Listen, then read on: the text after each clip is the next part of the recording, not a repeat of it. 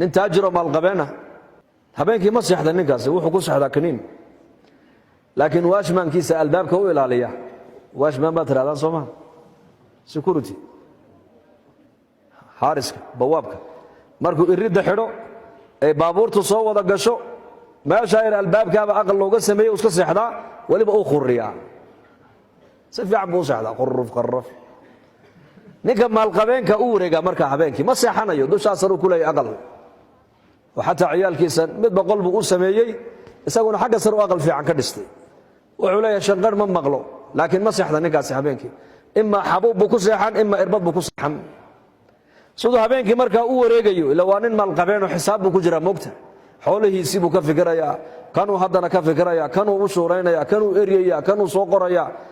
halka buu xoolo ka yaalin telefoon buu ku hadlaya telefoon baa u soo dhacaya wax buu ka jawaabaya su'aalo la weydiinaya ma seexdo maskaxdii baa dhalaashay laakiin wuxuu arkaa waashmaankiisii oo iska hurdo iska khurinaya oo yaabay haddana habeen labaad buu dul yimid isagoo khurinaya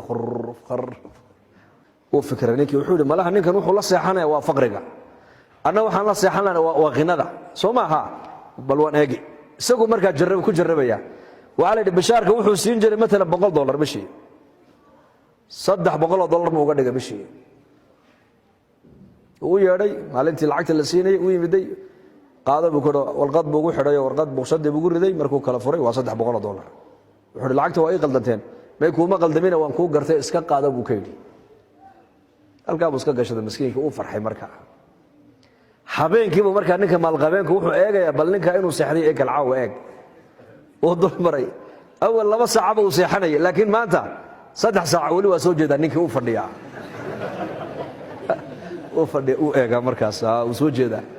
haddana 4 saac buu kor maray wuxuu arkaa ninkii oo xilligaas sii goglanayo sii seexanaya uu seexan waayo soo baarida haddana wuxuu dul yimid meelaha 5 saac wuxuu arkaa ninkii oo go'a huwadayo laakiin hoosta ka dhaqdhaqaaqaya markaa haddana 6 saac uu soo maro wuxuu arkaa ninkii oo badhida u fadhiya markaas maxaa ku fadhiisiyay wax kale ima heline lacagtii aad ii biirisay ayaan ilaa imika ka yar fikiraya islaanta maxaad ugu dartaa kan kale maxaad siisaa kan waa miskiina maxaad siisaa ciyaalka maxaad u iibisaa maxaad la hadhaa maxaad ku samaysaa waayahay wada iska seexo wadahay habeenkii oo dhan ninkii ma seexan waagii indhaha casaaday ninkii waa washman ilaa habeenkii inuu jiiftay haydo maalinkiina shaqeeye waagii markuu baryay ninkii maalqabeenkiiba u yimid ninkii indhuhu casas yihiin oo albaabka furayo xidhaya markaasuu yidhi sheef labadaadii $100 ee dheeraadka ahayd iga qaada buu ka yidhi waa tan